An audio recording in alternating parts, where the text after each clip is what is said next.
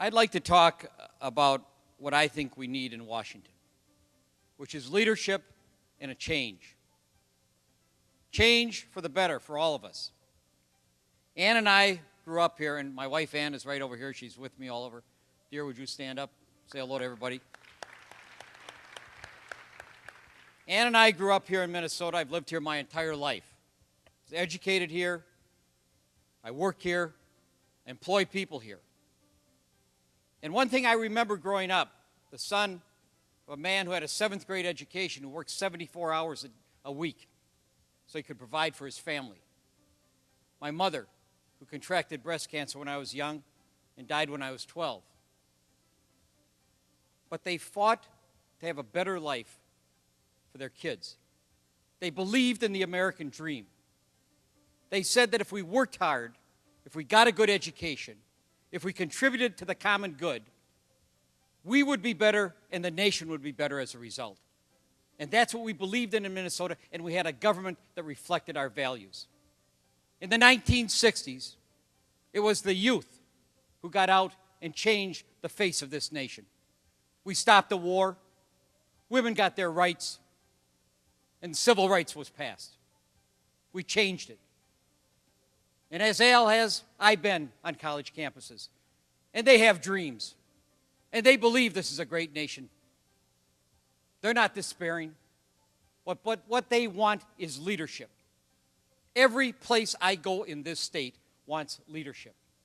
They want people who will go to Washington, not just to go there, to be elected and be called senator or congressman or congresswoman, but when we go there to say, what can we do to make life better for all of our people so that all can go to a school like this, so that health care is not a matter of right or a privilege, but is a matter of right in this nation, which it should be. We should all have affordable, accessible health insurance. We should all have education. Why is it that our kids are graduating with $100,000? They have a mortgage without the house. What I've said is we ought to have a 21st century education fund where we reinvest in our children. Pattern it after municipal bonds, double tax-free. Let Americans invest in the most precious asset we have, our children. Lower the interest rates for them. That's what we ought to be doing. You know, we all talk about what we're going to do there. I think what you have to do, folks, and you're going to make the decision, those of you who are going to attend the caucuses, and I urge all of you to attend the caucuses, because you're going to select the individual who's going to represent the DFL next November, because all of us have agreed to abide by the endorsement of this party.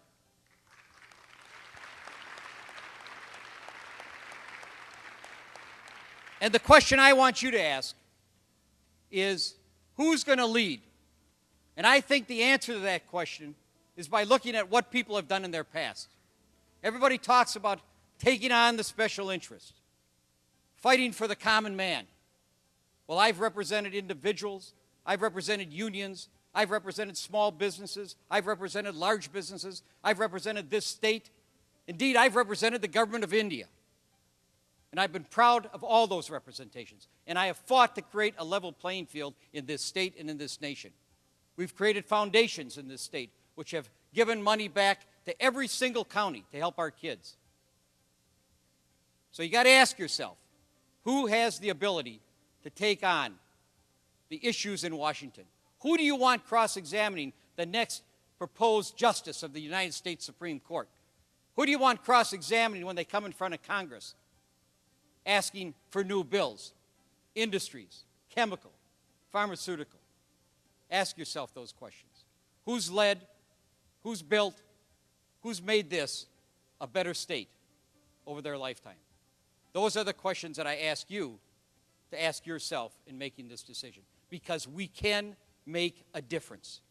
We have in the past, and we will in the future, but we need to do it together. All of us know that. The drug companies don't need a new lobbyist. They don't need them. Chemical companies don't need them. Vested interests don't need them. We need somebody who will fight for the common man, and I will do that, and I will beat Norm Coleman. Thank you very much.